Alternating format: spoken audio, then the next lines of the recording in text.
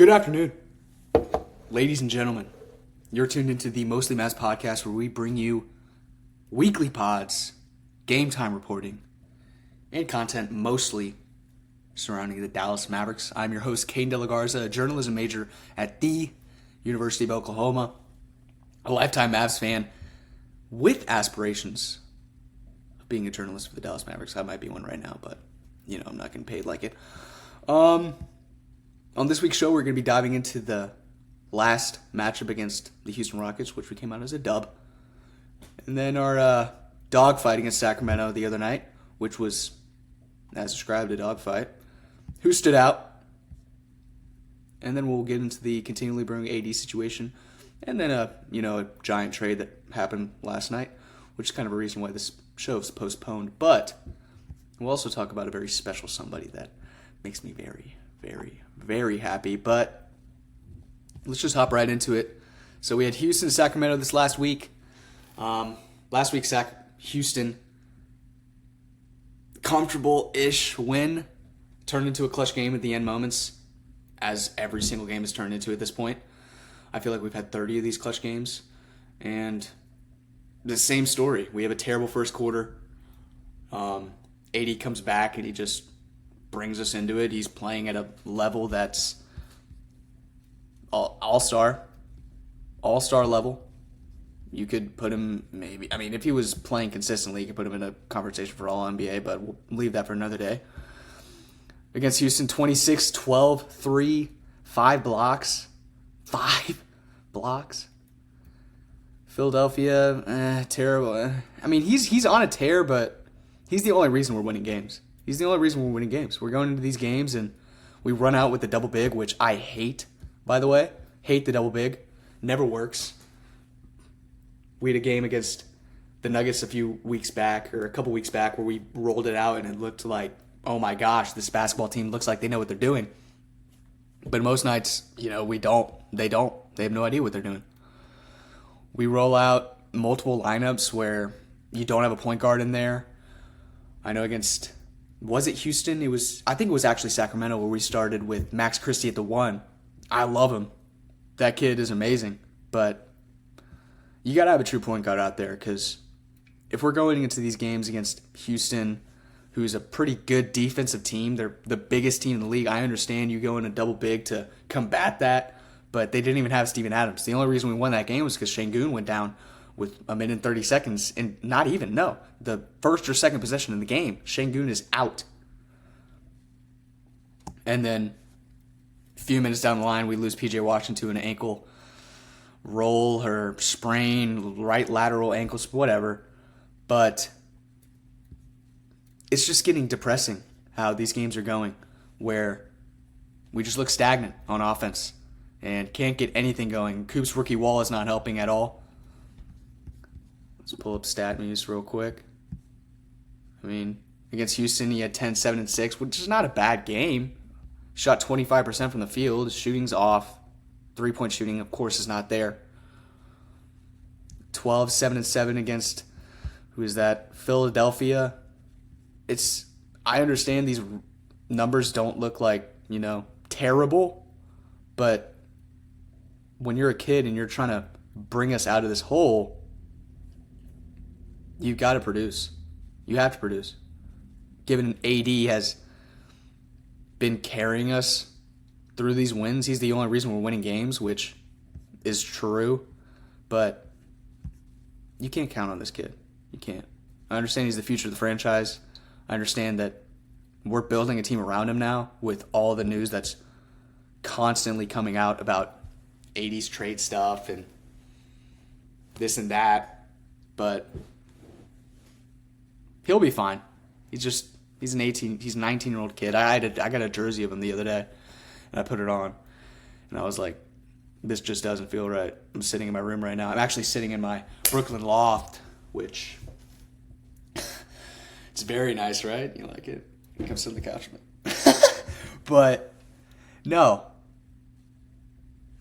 I can't put that jersey on and feel like a man, because I'm wearing the jersey of a 19-year-old kid who's making millions of dollars, who's mega successful, while I'm sitting with a fake apartment around me. Okay, so we win the Houston game kind of comfortably. We were actually able to close it this time. But then you go into Sacramento a few nights later and it just looks like terrible. A terrible game. A dogfight on both ends. The statistics for I'm just going to pull it up because I remember looking at halftime or around halftime. Both teams were shooting under 43% from the field. Sacramento.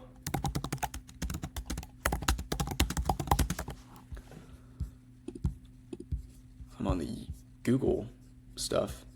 Let's go to ESPN just to make it a little bit easier.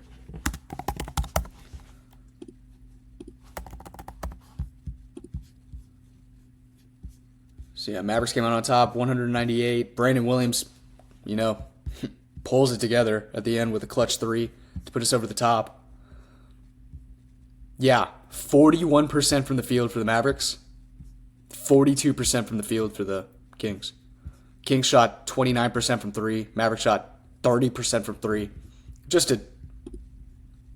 could say it's a defensive masterclass. AD came out of this game with 5 blocks.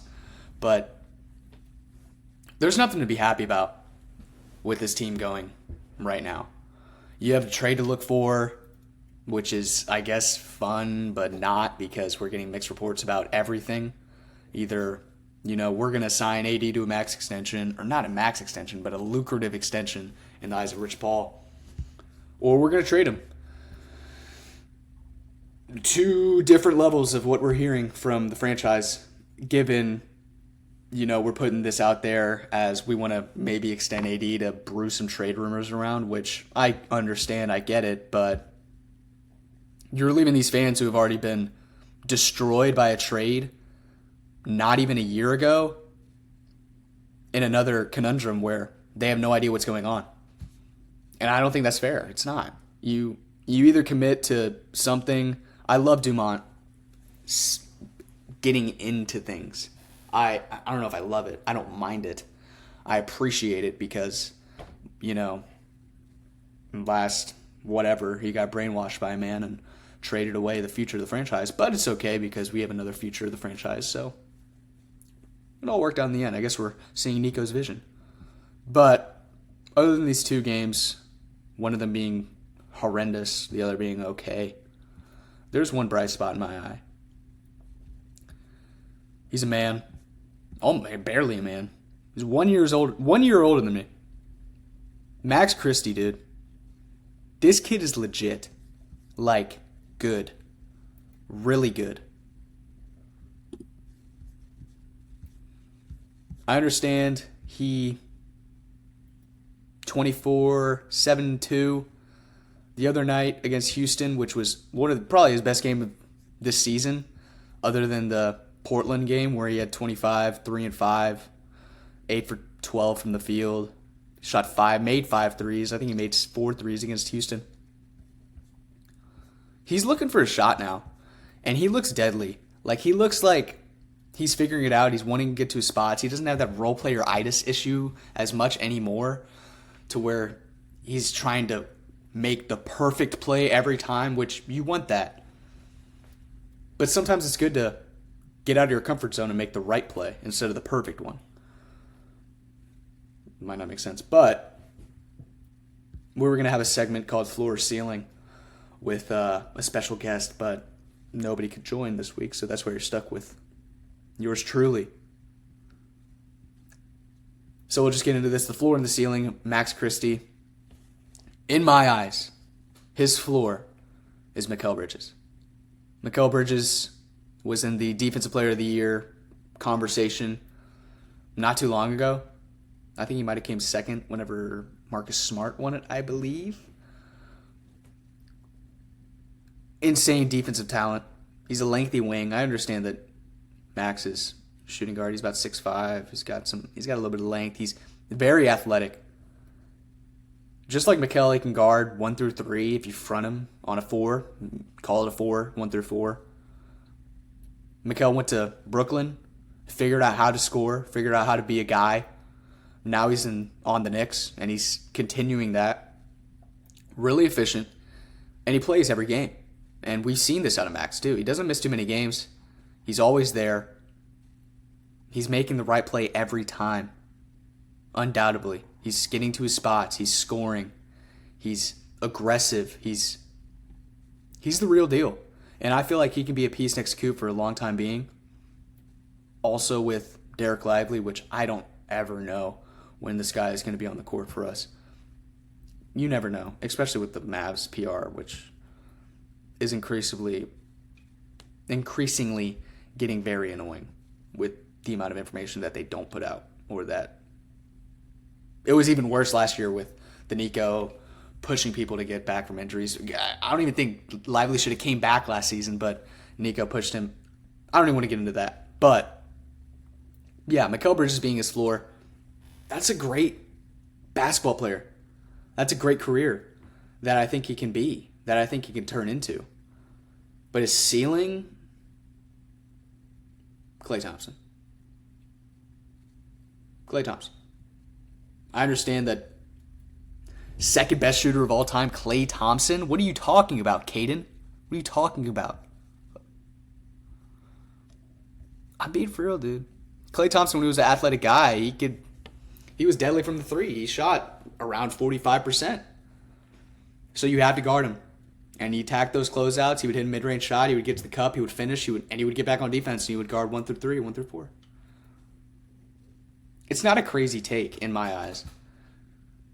If I were to say Max Christie would be the second best shooter of all time, okay.